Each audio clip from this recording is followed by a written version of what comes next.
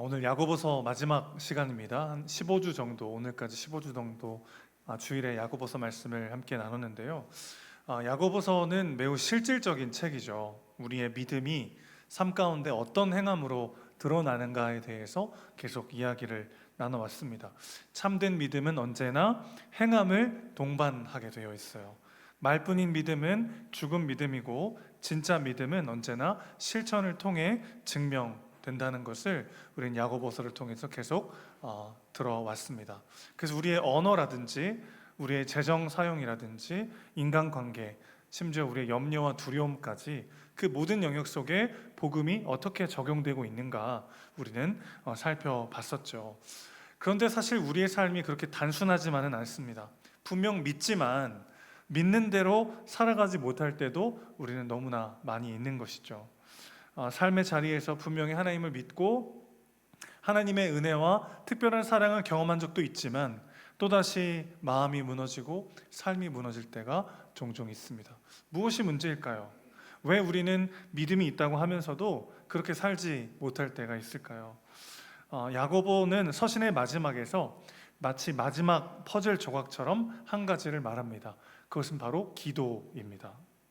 믿음이 삶으로 이어지게 하는 핵심 통로는 바로 기도라는 것이죠. 기도는 믿음의 표현이자 믿음이 자라는 자리라고 할 수 있겠습니다. 그런데 여러분, 솔직히 우리가 말해보면 기도가 쉽지가 않잖아요. 그렇죠? 매일 항상 쉬지 말고 기도하라고 하나님 말씀하셨지만 계속 기도한다는 것이 쉬운 일이 아닙니다.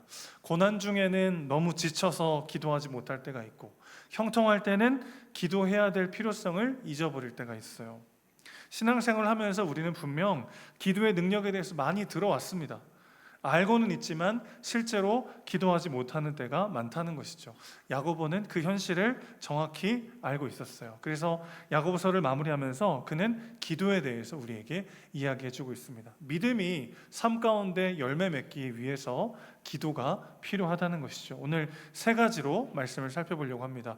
항상 기도하라, 함께 기도하라, 소망 가운데 기도하라. 이 말씀을 통해서 다시 한번 우리 삶의 열매를 맺게 하는 복음의 능력, 그리고 그 능력의 통로인 기도의 자리로 함께 나아가는 우리가 되시기를 축복합니다. 첫 번째입니다. 항상 기도해야 한다는 것입니다. 13절 말씀 다시 한번 읽어보도록 하죠. 13절입니다. 시작. 너희 중에 고난 당하는 자가 있느냐? 그는 기도할 것이요. 즐거워하는 자가 있느냐? 그는 찬송할지니라. 네, 고난 당한 자도 기도하고 즐거워하는 자도 기도하라 했으니까 이도저도 아닌 평범할 때는 기도하지 말아야 될까요? 그런 의미가 아니고 항상 기도하라는 뜻이죠. 그런데 우리는 고난 당할 때라든지 혹은 즐거움이 가득할 때는 기도를 잊어버리기가 쉽다는 거예요. 종종 그럴 때가 있잖아요. 마음이 복잡해서 기도할 여유가 없고, 혹은 기쁠 때는 기도를 잊고 괴로워할 때는 기도할 힘이 없는. 그런데 한번 생각해 보십시오. 여러분, 기도하기 딱 좋은 날이란 존재하지 않습니다. 여러분, 그런 경험 있으세요? 오늘따라 정말 기도하고 싶네. 오늘은 정말 기도하기 좋은 날이야. 그런 날을 경험해 보신 적이 있나요? 그런 날은 없어요.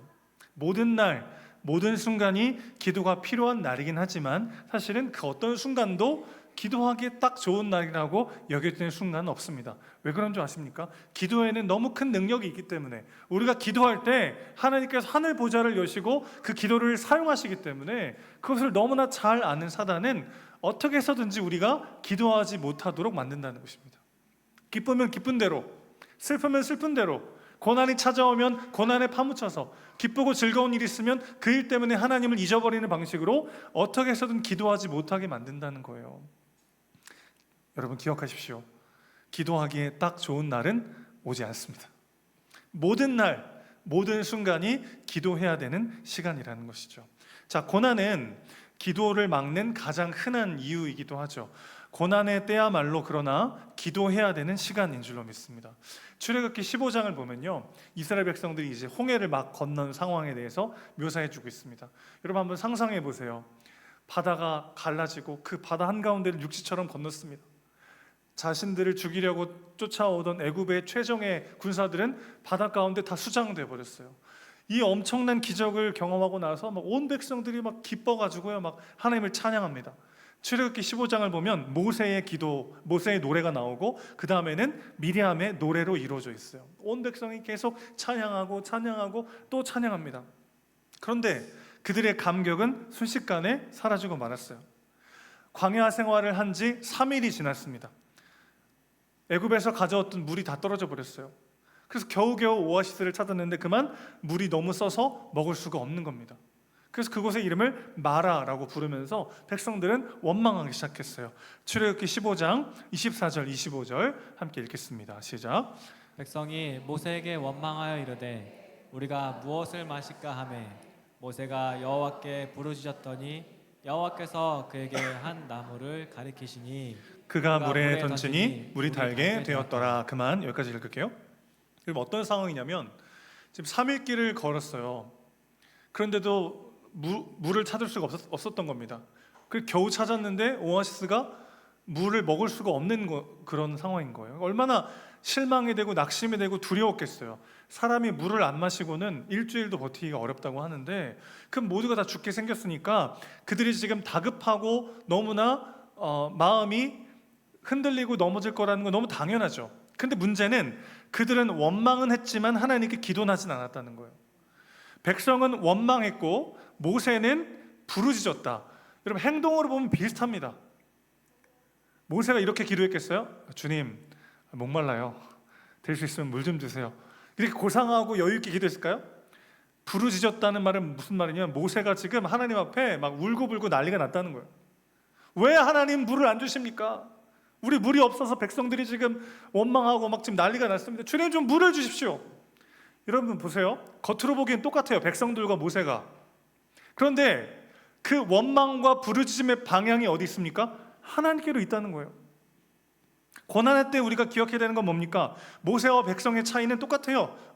이거 하나예요. 똑같이 목마르고 똑같이 두렵습니다. 그런데 백성들은 원망했고 모세는 울부짖었어요. 누구를 향해서요? 하나님을 향해서요. 하나님을 향해서 여러분의 마음을 토해놓을 때 하나님이 이미 예비하신 엘림이 보이기 시작하는 거죠. 여러분 마라에서 엘림까지 채 하루길이 되지 않습니다. 하나님은 이미 그들을 위해서 오아시스를 예비해 두셨어요.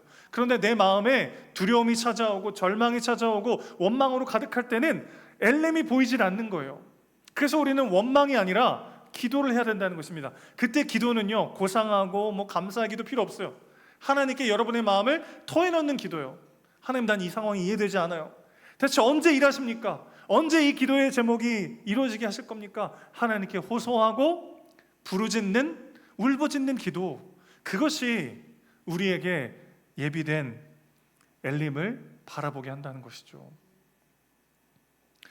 여러분 고난 가운데 근심하고 걱정은 하는데 기도하지 않을 때가 있어요. 잠 못 이루는 밤 자책도 하고 염려도 하고 원망도 하는데 기도는 하지 않을 때가 있습니다. 고난은 기도를 밀어내는 핑계가 아니라 기도해야 될 이유라는 것을 기억하십시오.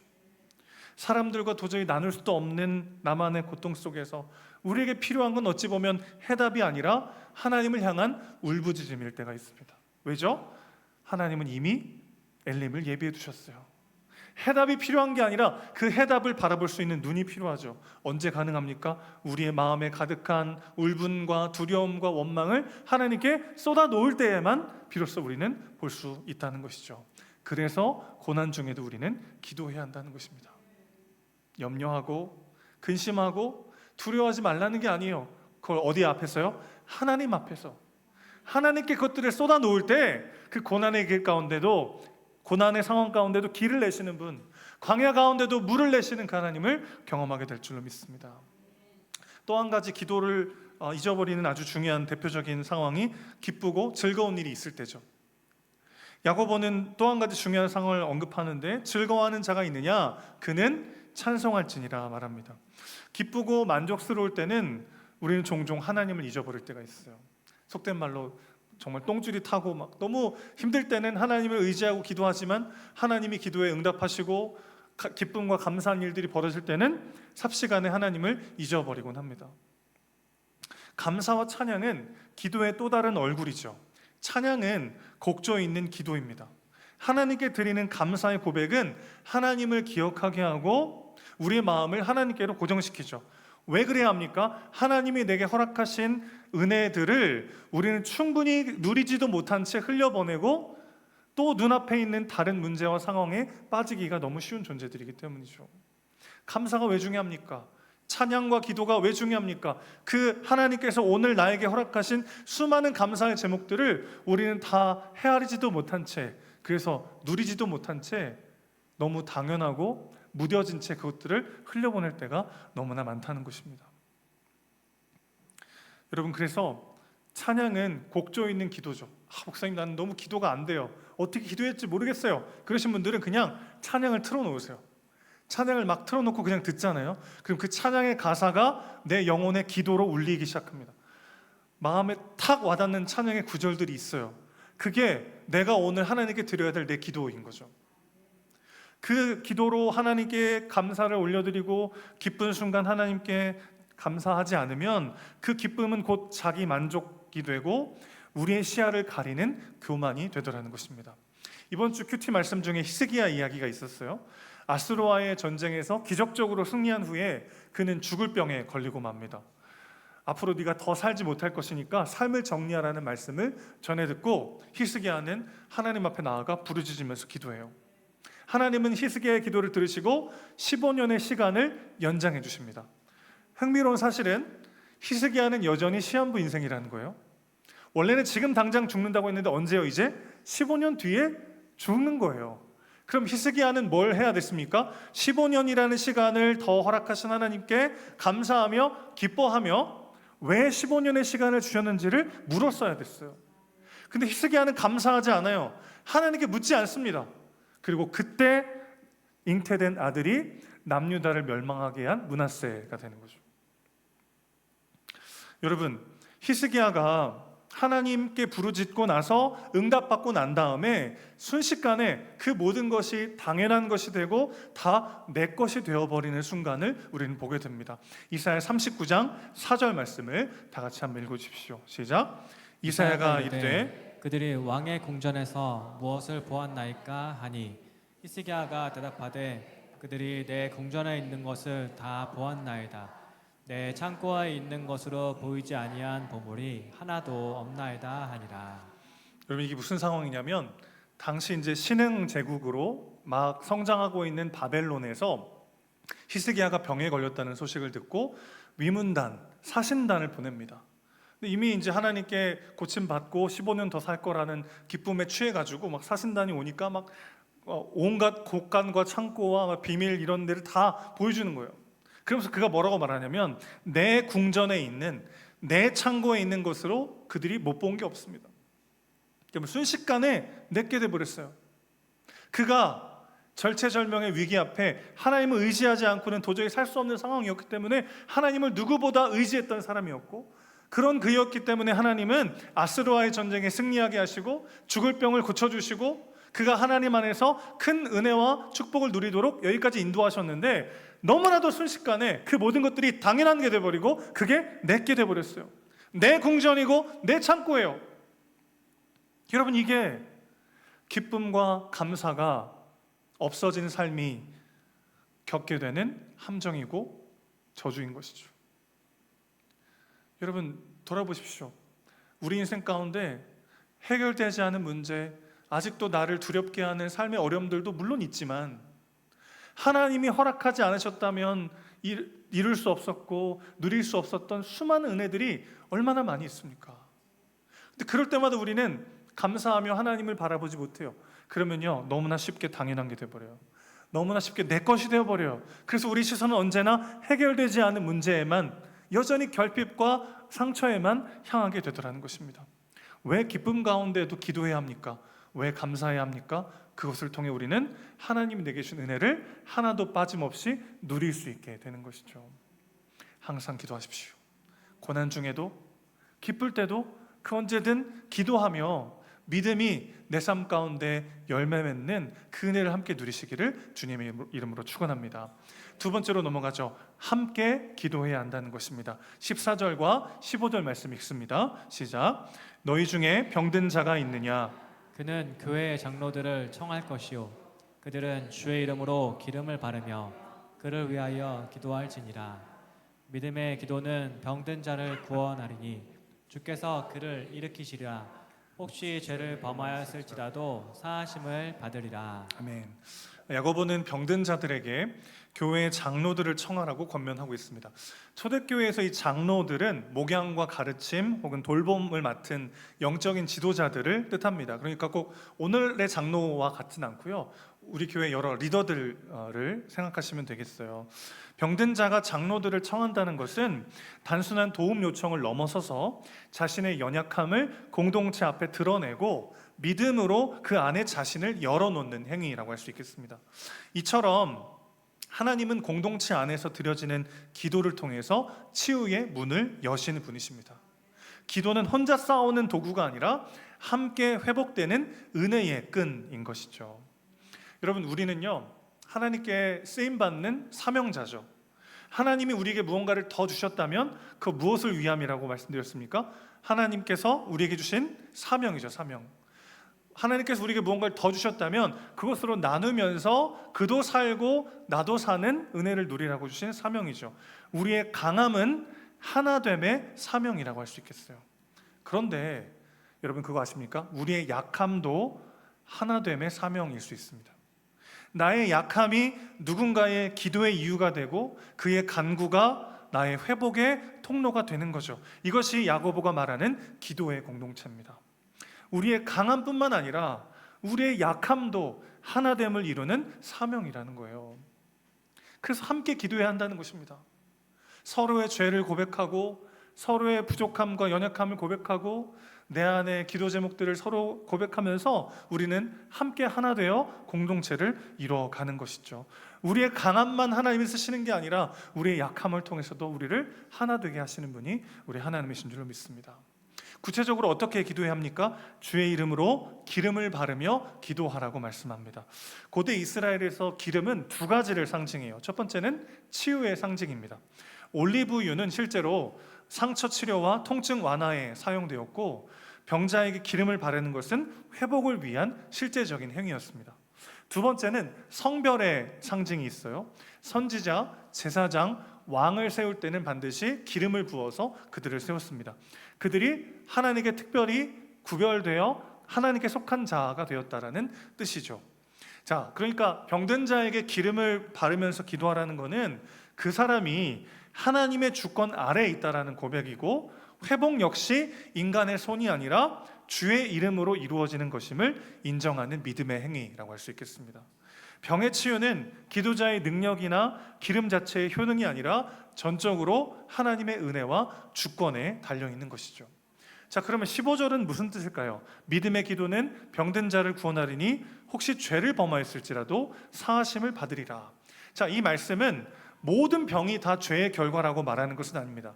그런데 병든 자의 상태가 종종 죄책감이나 영적 침체나 낙심이나 고립감과 얽혀 있을 수 있다는 사실을 보여주는 것이죠. 하나님은 육체의 질병뿐만 아니라 영혼의 병도 치유하시는 분이십니다.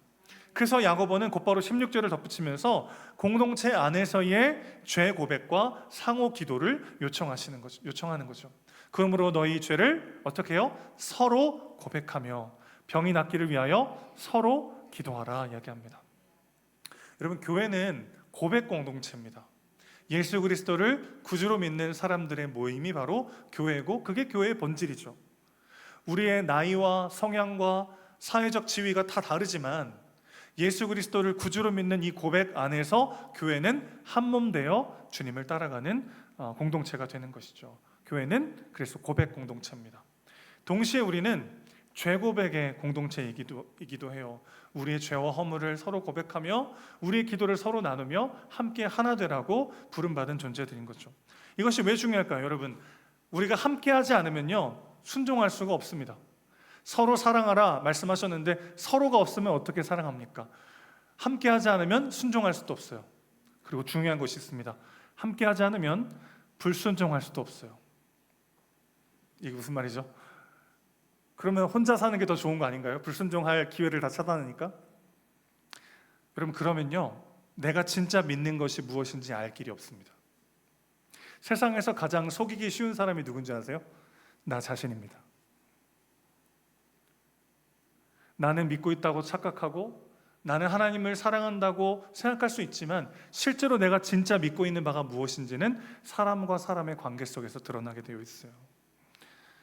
저는 결혼 전에 제가 착한 교회 오빠인 줄 알았습니다. 늘 섬기고 배려하는 좋은 사람인 줄 알았어요, 제가. 근데 결혼하고 났더니 세상 이렇게 이기적이고 자기중심적인 죄인이 없어요.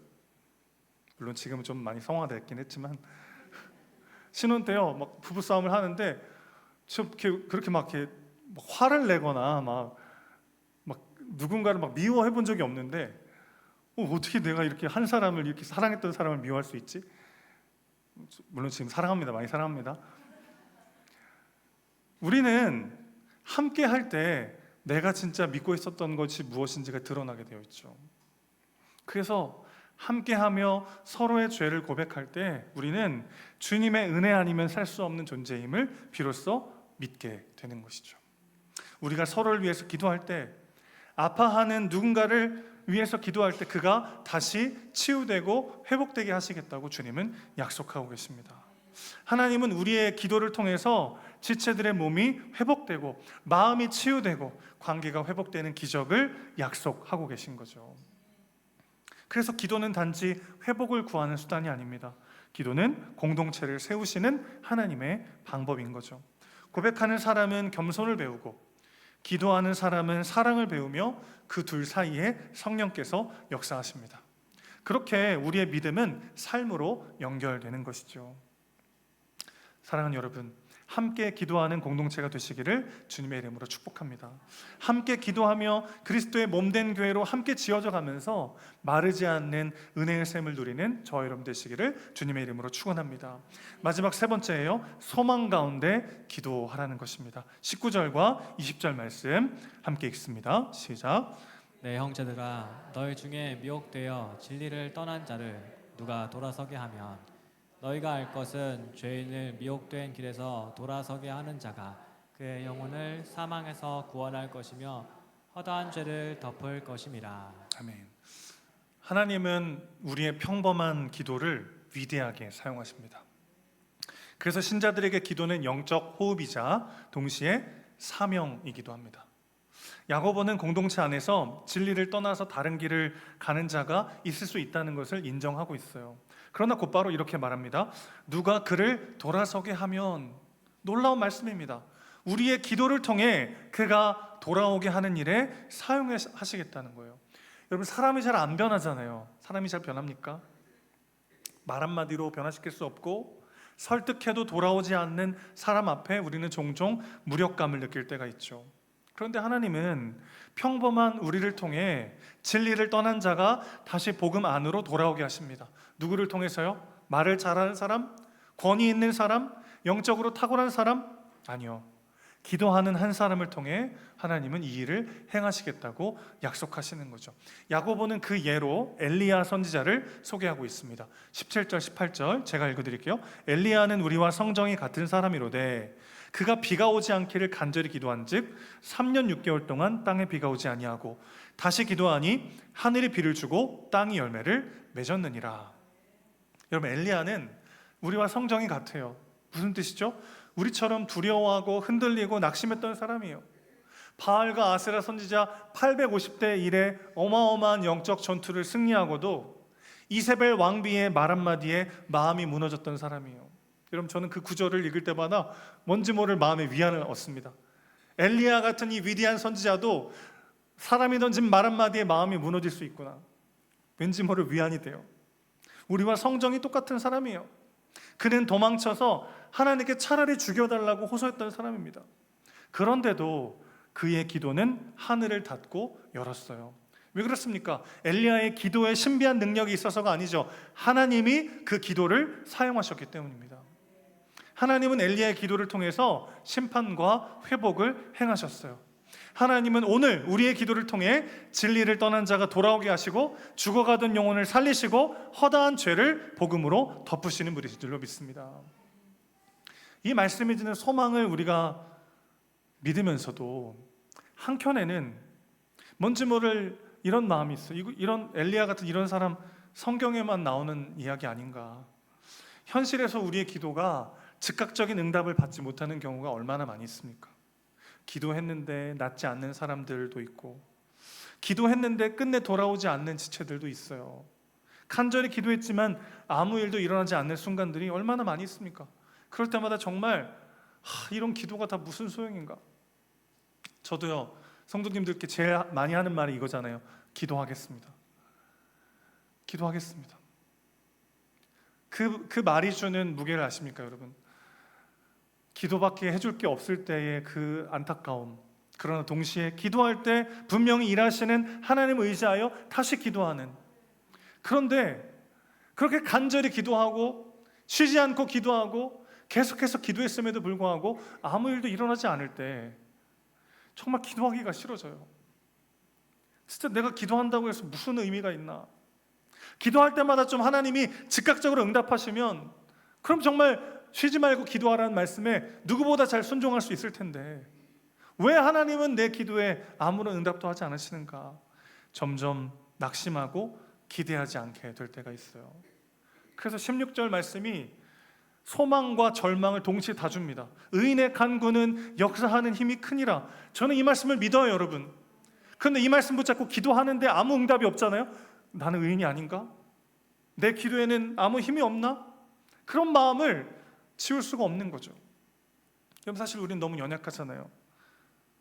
우리도 죄인이고 믿음이 연약하고 흔들릴 때가 많이 있습니다.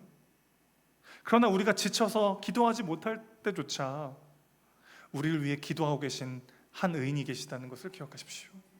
야고보가 말했던 그 의인이요, 참 의인이신 예수 그리스도께서 지금도 여러분을 위해 기도하고 계십니다. 히브리서 7장 25절 말씀 같이 한번 읽어주십시오. 시작. 그러므로 자기를 힘입어 하나님께 나아가는 자들을 온전히 구원하실 수 있으니 이는 그가 항상 살아계셔서 그들을 위하여 간구하심이라. 아멘. 여러분, 이 말씀을 붙잡으십시오. 이 말씀이요, 내가 한 기도가 응답되지 않는 그 순간을 버티게 할 것입니다. 예수님께서 항상 살아계셔서 여러분과 여러분의 가정을 위해 기도하고 계십니다. 그래서 하나님께 나아가는 자들을 그분은 온전히 구원하실 수 있어요. 지금 당장 상황이 어렵고 지금 당장 현실을 보면 내 기도가 도저히 응답되지 않는 것 같지만 지금 이 시간에도 주님께서 여러분을 위해 기도하고 계시고 그 기도로 인하여 하나님은 너와 너의 집을 구원하리라 약속하십니다. 예수님이 오늘도 여러분을 위해 중보하고 계세요. 우리가 무너질 때도 도저히 기도할 힘조차 나지 않을 그 순간에도 내가 이렇게 기도해봐야 무슨 소용이 있지? 그런 마음이 들 때도 우리 주님은 쉬지 않고 여러분을 위해 기도하고 계십니다. 그래서요, 여러분, 그래서 우리 주님의 그 기도를 들으시고 하나님은 우리에게 가장 좋은 것을 주십니다. 여러분이 구하는 걸 주지 않으세요. 그것보다 더 영원한 것을 주십니다. 우리의 기도가 응답되지 않는 유일한 이유는 우리가 기도한 것보다 더 영원한 것을 주시기 위한 하나님의 은혜 때문이라는 것을 기억하십시오. 우리가 그럴 때가 있잖아요. 지금 당장은 이거 아니면 안 될 것 같았어요. 지금 당장은 이게 빨리 해결돼야 살 수 있을 것 같았어요. 그런데 지나고 보면 그게 아니었던 일이 얼마나 많습니까? 그래서 주님은 우리 인생 전체를 다 아시죠. 그래서 우리에게 진짜 필요한 게 무엇인지 아시죠. 이게 우리에게 복이 될지 독이 될지 누구보다 잘 아시죠. 그래서 그분은 우리에게 가장 좋은 것을 위하여 기도하십니다. 그래서 하나님은 우리가 기도한 대로 응답하지 않으세요. 우리가 이 모든 것들을 다 알았다면 기도했을 그것을 가지고 우리 인생에 응답하시는 분이십니다.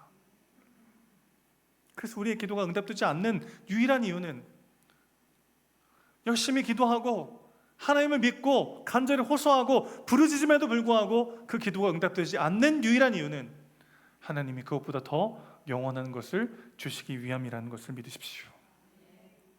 하나님께 나아가는 자들을 온전히 구원하실 수 있으니 이는 그가 항상 살아계셔서 그들을 위하여 간구하심이라. 오늘도 우리 주님께서 여러분을 위한 기도를 쉬지 않으십니다. 그러니 낙심하지 마십시오. 여러분의 기도는 절대 헛되지 않습니다. 소망 가운데 기도하십시오. 하나님은 우리의 기도를 통해 병든 자를 일으키시고 죄인들을 돌이키시고 죽어가던 영혼을 다시 살리시는 줄로 믿습니다. 그 일을 통해 그 일을 우리를 통해 이루시는 분이십니다. 여러분이 드린 눈물의 기도, 포기하지 않고 불렀던 그 이름, 아무도 몰랐던 새벽의 중보, 깨끗이 치유되기를 바라며 간절히 부르짖었던 그 모든 순간까지 하나님은 그 어느 것 하나도 잊어버리지 않으시는 분이십니다. 그러니 사랑하는 여러분, 고난 중이나 기쁨 가운데에서나 항상 기도하십시오. 기도의 동역자들과 함께 기도하십시오.